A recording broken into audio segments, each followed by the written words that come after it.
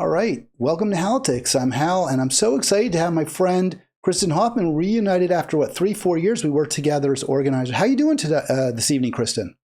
I'm doing well, thank you. I mean, always a little anxious, but doing okay.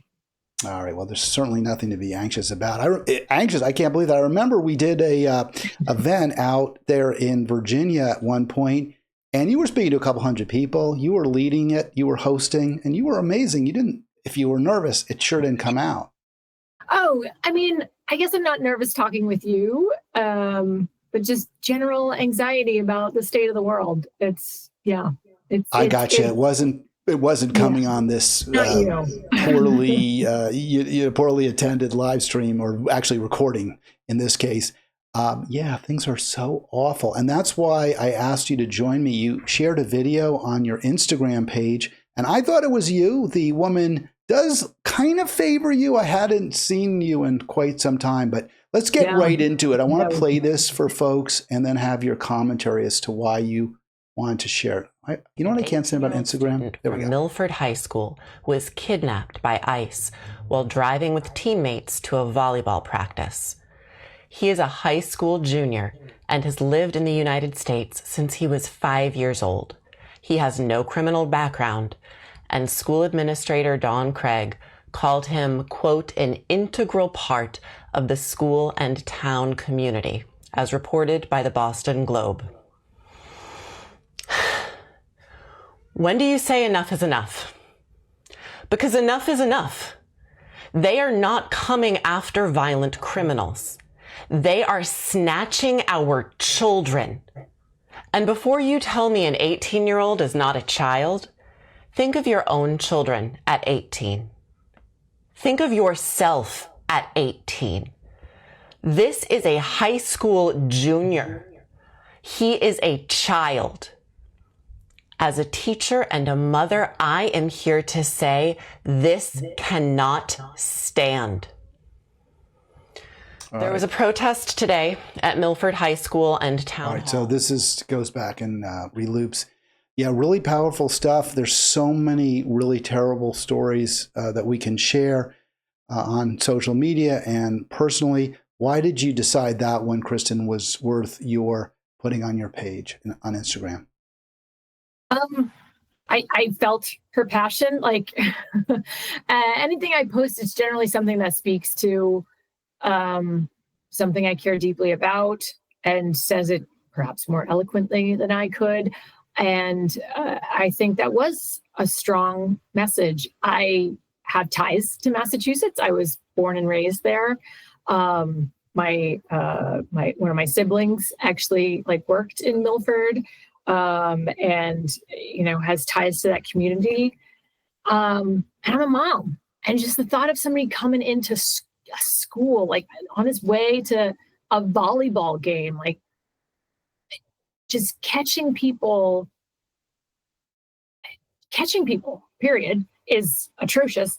But a kid, you're in high school. You're not done learning, growing. Your brain, we know this now that our brains don't fully form until we're about 25. So we haven't even given this child a chance to really make decisions on their own. And here we are throwing the consequences for things that, they didn't. At 5 years old, you don't decide to go to America. So it's just cruelty. And I happen to think that they're operating in Massachusetts to send Massachusetts, such a democratic state with, Warren and Presley, just a message we're get coming. With the program, right? Get with our program. Kristin Hoffman with us, progressive activist, and she and I have worked together in the past.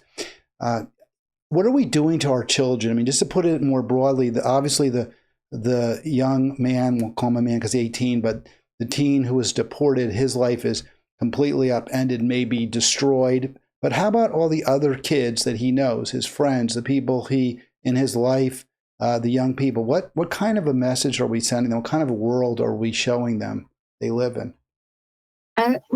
We're showing them absolute cruelty. And these kids are now going to have three choices, basically. Do you agree? Do you go along to get along and say nothing, which is, I think, almost the same as agreeing. Do you fight? Or do you get radicalized in a completely opposite direction? And we're going to see. Time will tell. I think I have more hope for this generation because they're seeing all the bad decisions and mistakes. But how much damage will we leave for them to clean up, and will it be irreparable? We can no longer wait. It feels kind of irreparable to me, unfortunately, and you hate that sense of hopelessness. But we'll delve into that a little bit more, looking at beyond the borders of the United States, what's happening around the world that we're complicit in, the crimes that we're guilty in. But you also mentioned, what do you do in response when people are swept up by fascist tactics and just simply drummed out of the country, sent to gulags? Do you fight back? Do you look the other way? Do you get radicalized? I'm struggling with how to fight back. I do this podcast, but it's in the safety of my home. I do go down to the Hill, as you know, and protest in favor of Gaza. But what do you see as likely ways to try to make things better?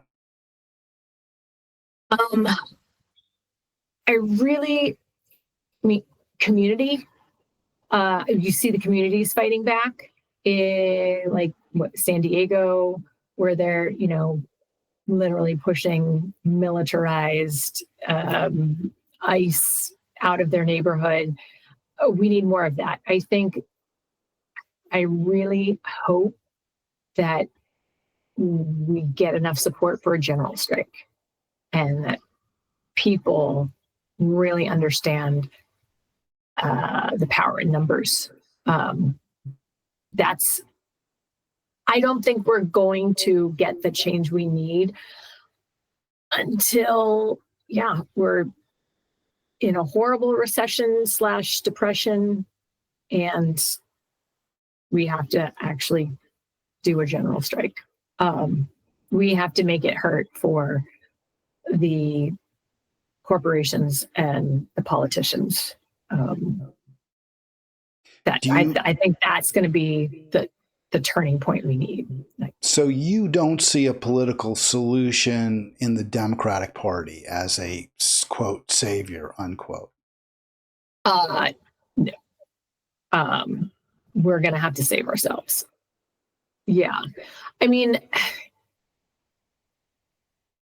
Our politicians Democrats are literally dying in office. They are so old and so desperate to hold on to their power. They are not building a bench of younger Democrats to replace them. They are just selfish and holding on. It's not service for them. Perhaps it's become their identity, but they've really twisted in their heads. They've lost their way on what democracy means, what the Democratic Party stands for. And they don't represent the people. They represent their interests. Just to bring up one of the politicians from your state who just died, Congressmember Jerry Connolly, I won't say I was shocked, but the idea that AOC, who, by the way, is not my favorite by any means, but is certainly a very popular Democrat, especially with younger voters, certainly much more the future than Connolly was, who's now, of course, he has no future at all. He only has a past because he's dead. And he was sick. And yet Nancy Pelosi decides, another octogenarian decides, nope, I don't like AOC. I have personal reasons. I don't like her. She's not going to be the ranking Democrat in the House Oversight Committee. And when I saw that they had chosen, the Democratic Party had voted, including members of the Progressive Caucus, for Jerry Connolly, I was really I was really surprised, to be frank with you, Kristin. Jamie Raskin had endorsed AOC to be his successor. It just seemed a natural fit. There's no great, stretch to put her there. And this guy was never active. He was never a dynamic leader in the party. He's a backbencher, not a terrible person. I'm not trying to condemn him. But if you're a party that's trying to, inspire people, bring new voters out, keep in the fold people who may be looking for alternatives, the last person you would choose is Jerry Connolly. And they, by a significant majority, picked him over AOC to be their ranking member in that committee, the House Oversight Committee. I mean, the Democrats just keep kicking their own butts. So many unforced errors on their part. Not that enough people do not watch the committee meetings, and a lot of the committee meetings are just performative anyways. But if Democrats wanted people to pay attention to what's going to go into budgets and, who they're grilling and questioning, you don't put Jerry Connolly, in charge. You put an AOC, you put a Jamie Raskin, somebody who you would want to hear from, that would be dynamic, that would be interesting, that could hold, the audience's attention. So the Democrats just keep not learning the lesson. You and I connected as organizers for the organization, Our Revolution, organizers for the organization. And I wonder whether you think, and I'm not just picking on OR, but other similar situated 501c4s like Progressive Democrats of America, maybe a little further to the left, DSA. Do you think those organizations have either the ability or have they shown the desire to really hold Democrats accountable and even move to alternatives to the party? Let's take that in a couple parts. Do I think they do have the numbers of people that it would take to influence Democrats. I do not think they are pushing hard enough. I think there is still a lot of people who are hopeful that we could change the Democratic Party.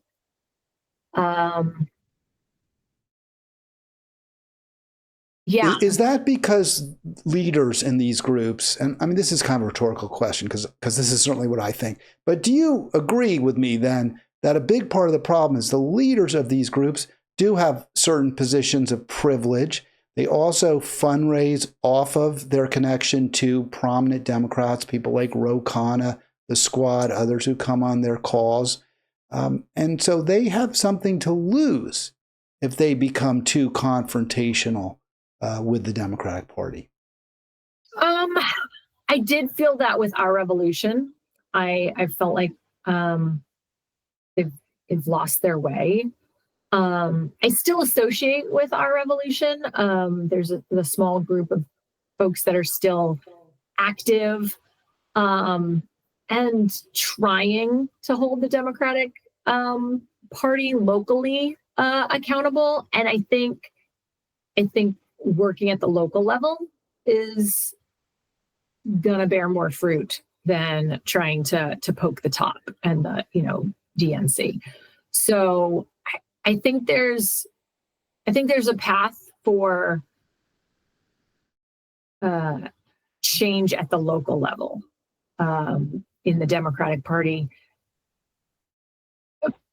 But again, we're going to need radical change from a large number of people. And you mentioned the three groups, DSA, PDA, and our Rev. And what I really would have loved to have seen was them to combine forces, because there's a lot of crossover. Like PDA has never been like very technically, using dialers, and they still worked off of spreadsheets and, your own telephone.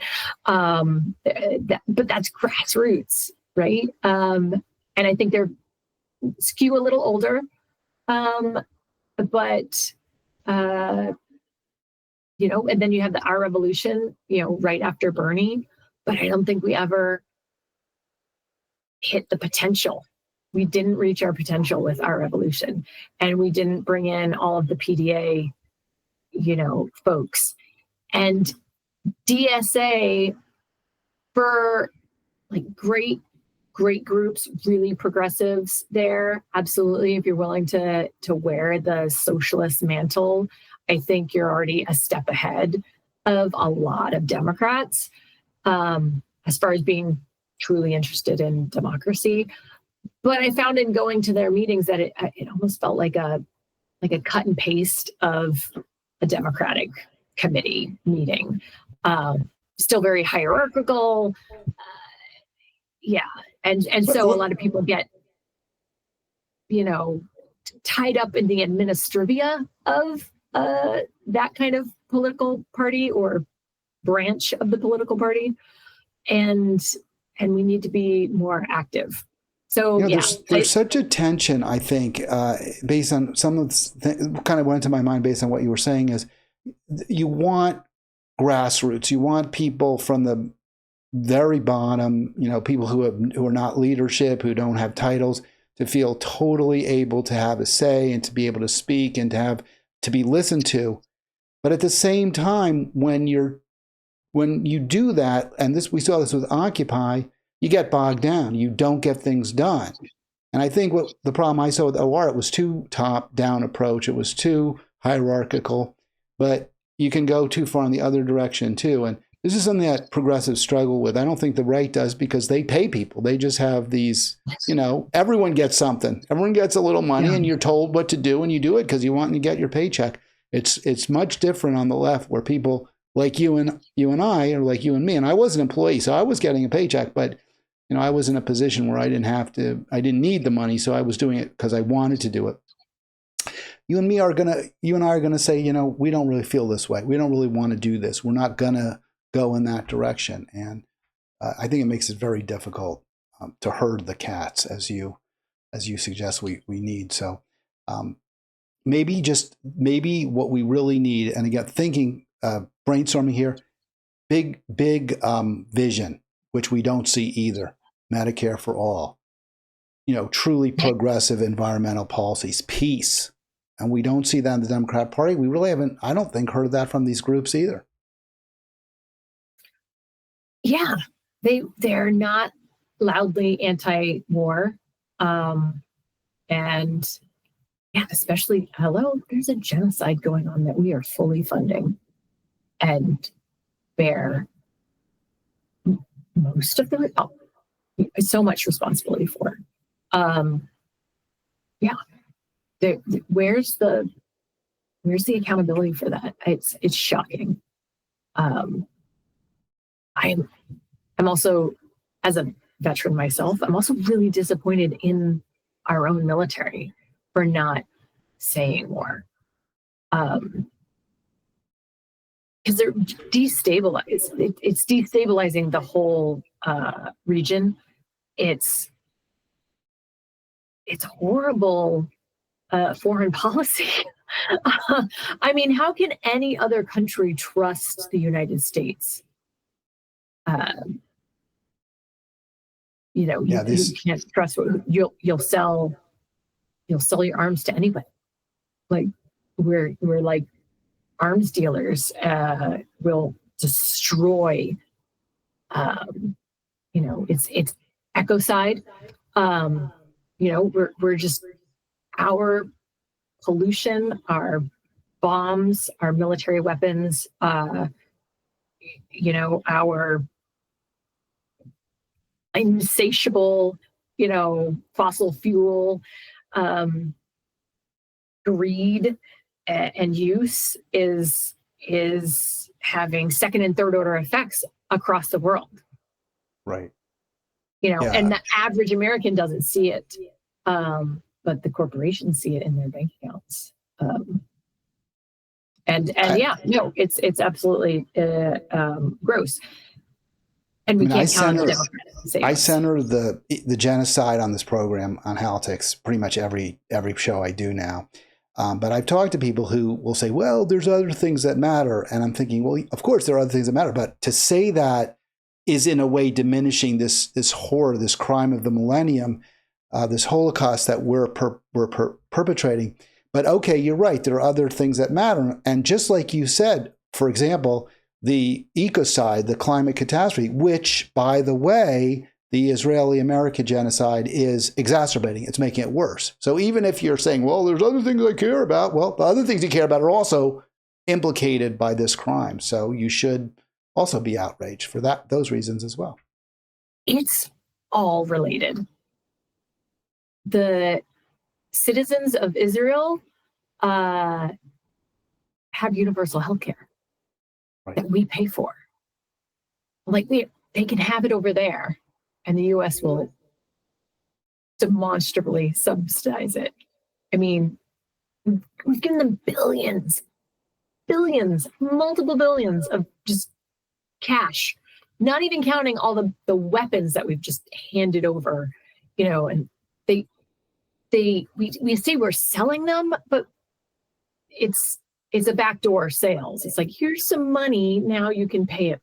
You can pay for your weapons from us. So we're gifting them just billions of dollars. And we is right, because it's taxpayers. It's not Lockheed Martin. It's not Boeing. It's not Palantir that are generously giving fire sale prices on their weapons. We're paying for those weapons so that Israel can kill children and seniors and women and men. People always say women and children. And it's true, and we should center the children because it's so upsetting, just like you talked about. But I'm always like, but the men too, they shouldn't be killed either. I mean, it's awful. And in Israel, the women are fighting. I think the women are in the army too. I'm not sure if they're in the front lines. You may know that. I don't know.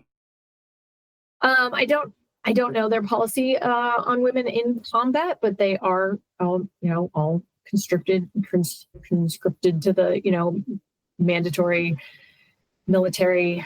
The Israeli service. Military, unless you're Orthodox or ultra Orthodox, and then you just even make things worse by colonizing the West Bank and stealing land from the Palestinians, so that they become ever more desperate, ever more angry, and also they get killed by you. So that's what they do. There's just so many, just talking about Israel and the military too. My son went on Birthright. This was before this was all going on. And one of the things they do that's so gross, so disgusting, is they get these young, good-looking, he was saying, they have the Israeli military, these good-looking soldiers. They're 20, they're the same age as the kids. And they're, flirting with them and everything. And it's disgusting. And one of his classmates actually joined the Israeli army. As a result, I will not call it the IDF because they're Israeli Offensive Force. So he joined the IOF right after graduating from the University of Maryland. Wow. They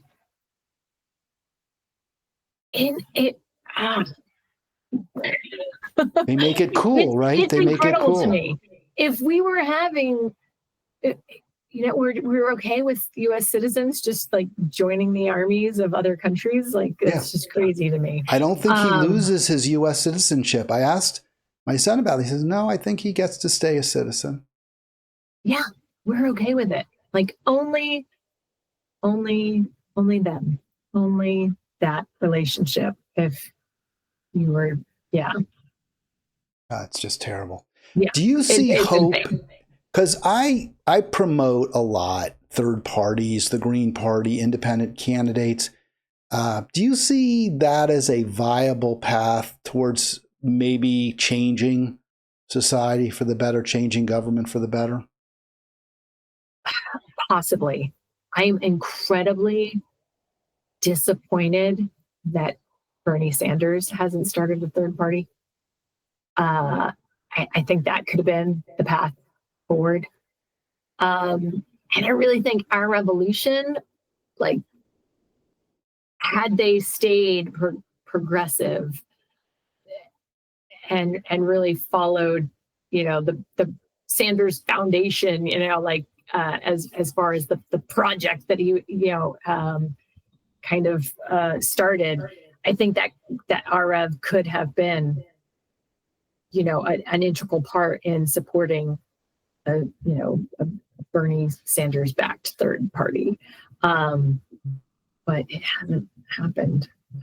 So that'll, there's still time, but Bernie's not getting younger.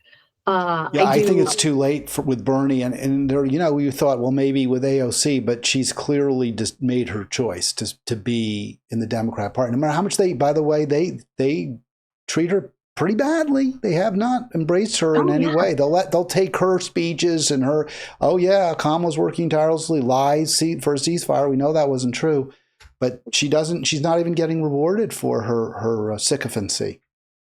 It's the Democratic Party is like an abusive relationship. There's a lot of gaslighting, a lot of fake apologies, and just a cycle of, promises not kept, just enough to keep you, committed, just enough to keep you from running away. Just enough for them to say the other side's worse. How could you possibly vote for them? How could you possibly be considerate? Yeah, no, and we, and the fighting. You can't fight against the, millionaires and billionaires backing the, APAC. You can't fight some of these PACs.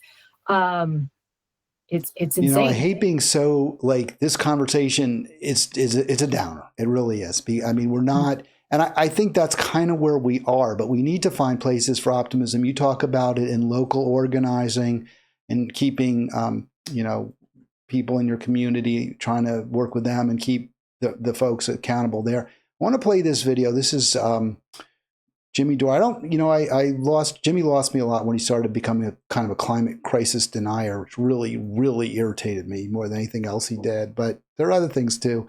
This isn't him hosting. There's Max Blumenthal. Let's play a little bit with the Due Dissidents bros hosting the program here. So I have thought about it. Yeah, of course. I think he's thinking about leaving the country is what he's saying, leaving America for good. So let me play the clip. It's got to be on the back of a lot of people's mind, it's not a likelihood at this point, but just like you said, man, if we get the sense we're not welcome, why would you live in a place that doesn't want you? And look, in the context of this, now I can get really black-pilled, but to be honest, just the way I feel about it, to look at the last 19 months to see what this country will just allow to happen does give me the sense that this is an unsalvageable and irredeemable project, this American project. All right, so let me stop it there. So he's talking specifically about Gaza, Israel. And that's kind of where I am a lot of times, really depressed, very difficult talking to people who seem to make excuses for Israel, who will bring up Hamas. Yes, they'll say it's terrible what Israel's doing, but I don't think they quite see it as just as evil as another Nazi regime, which is how I see it. I think you do too. How do we deal with that? Is there any way? I don't know. How do you convince people who are brainwashed? I literally think people are brainwashed. Our media is bought and sold. you think you can trust the news and journalists and investigative journalism. But yeah, so much of it is corporatized, censored, run by Jeff Bezos. Our top universities and colleges have become an arm in many ways of the elites and the war machine. Yeah, where you thought, our bastions of free speech and education are falling in line. Columbia, Harvard has a business school that just, pumps out corporate America, sycophants. So it's kind of weird to be like, yay, they're fighting against Trump. But they may be fighting against Trump, but it's more, we still like our oligarchy because we're the oligarchs. We still like our elitism because we're the elites.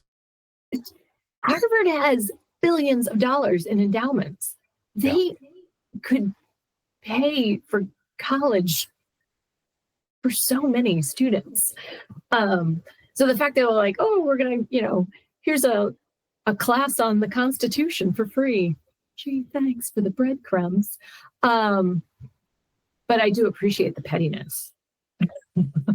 I do have a dark sense of humor, and I will take those chuckles where I can get them.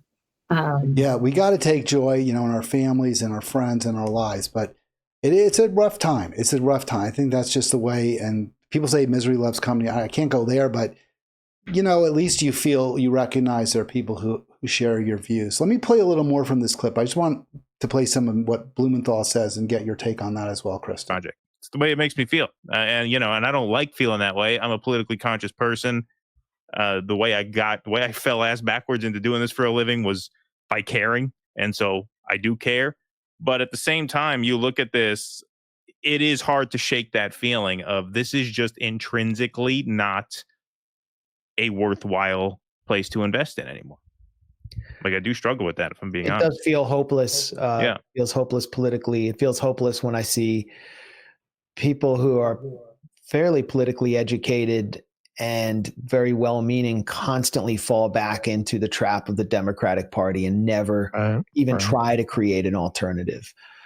They just constantly fall back into it through the trauma that the media inflicts on us anytime a Republican is president, and the trauma the Republicans inflict on us. And then they complain about the Democrats, and it's just the same hopeless cycle.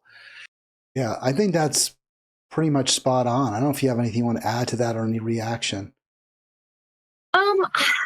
I would say, because they were speaking about potentially like leaving the country, that's a privileged option to have. And I also have given thought to that. But I still have enough of a, there's family here, there's ties, there's, community that I wouldn't want to feel like I abandoned. And like, just out of spite, I am willing to fight. I am willing to, not let them win. I agree with. I love that you said land, that. The resources that we have, it's the reason why we, why the British colonized, America. There's so much that they can still exploit, and I want to protect that. But and to be fair to Max, he does make the same point. He says, definitely Keaton, the first guy talking, was talking about leaving, and it is privilege. Although he made a point, his mom is Maltese, so apparently he has Maltese citizenship. So I don't know, but you're absolutely right. It is privilege, and I think about it too.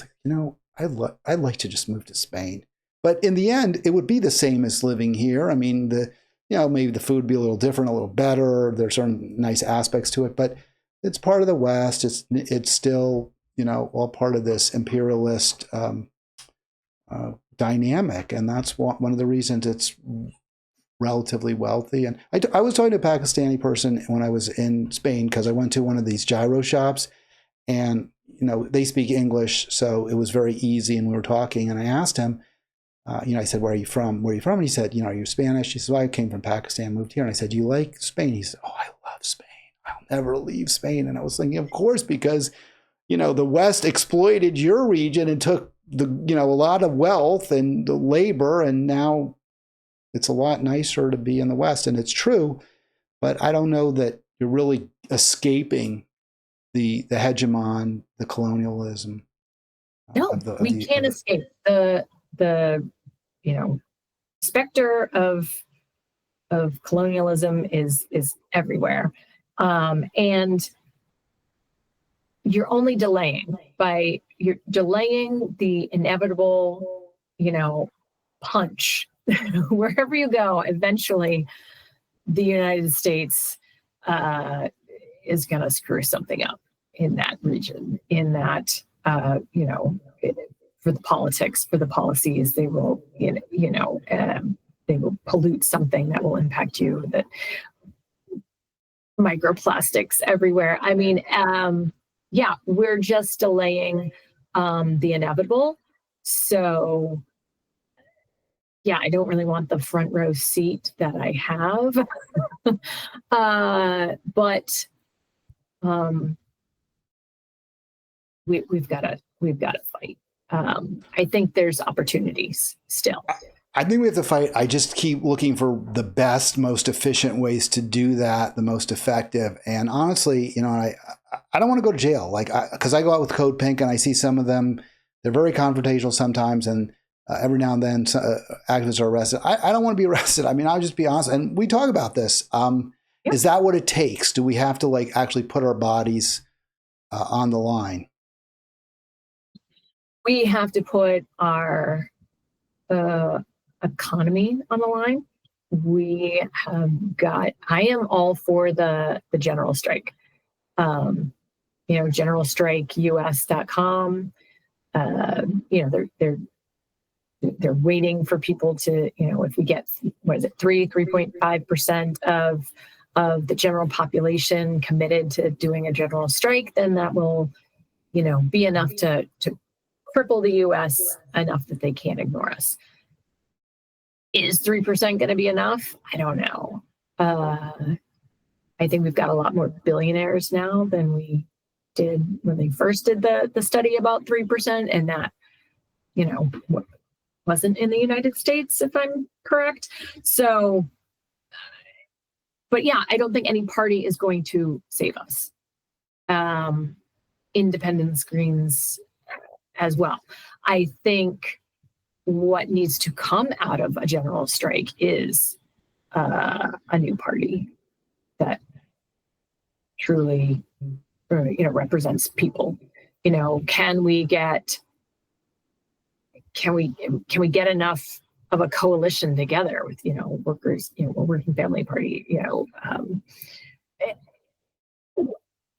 we can't just keep spawning off tiny third party organizations. We need to solidify everybody who's looking for. We need to coalesce, like you said. We need to coalesce, and there's just been so many lost opportunities, and certainly Bernie was a lost opportunity.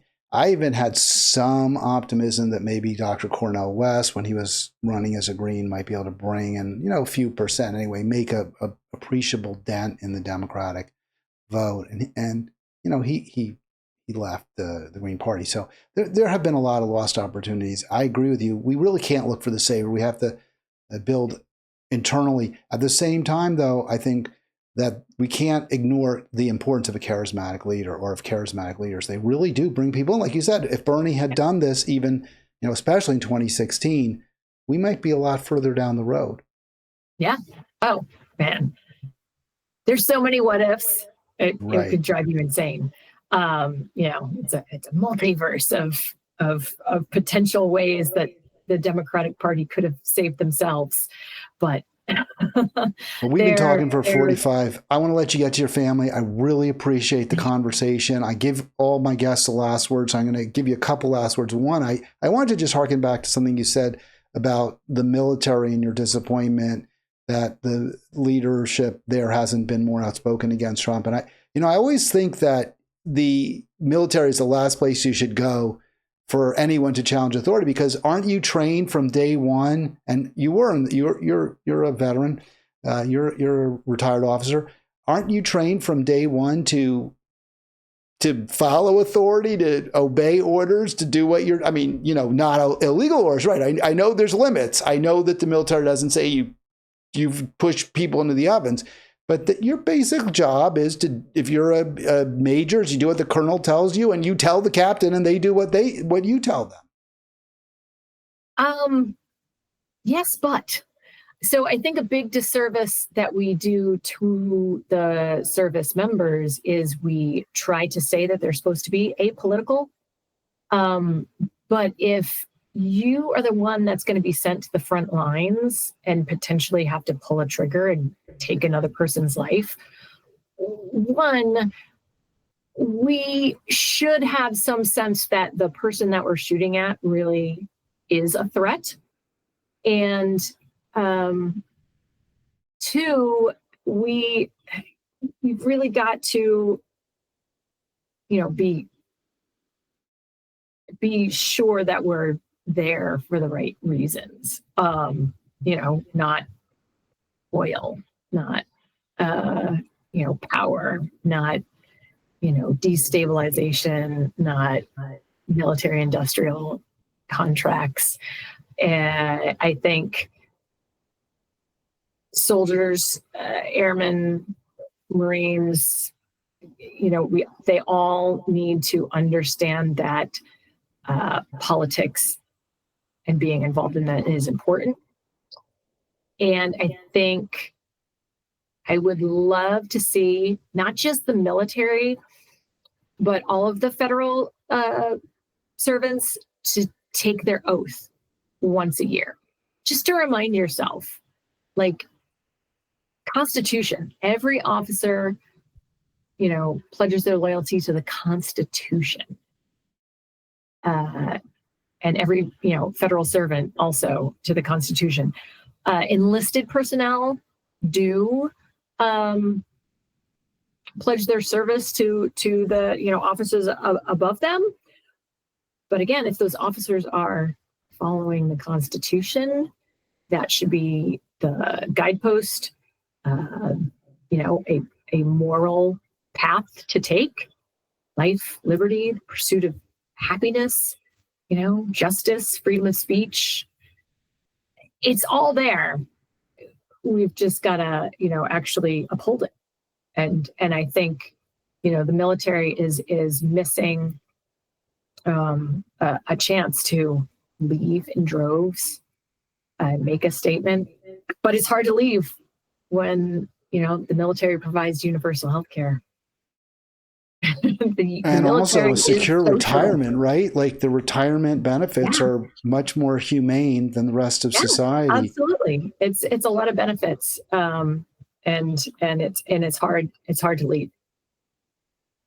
All right, Kristin, thanks again. And I do want to, again, just a more general last word, maybe like a message. Your mom, you said, to the next generation. Do you want people to keep their chin up? Because I don't know what, I never tell my kids anything. They certainly don't have, I actually shouldn't say that. I do tell my kids a lot of things. They pay no attention to anything I say to them. More generally. My child is only 11. Is she a girl? Because maybe girls listen more than my wife says. If we had daughters, maybe she would have listened. And I'm like, no, but maybe not. I don't know. I'm not buying that one. She does, but for her own safety, we also you can't say this outside.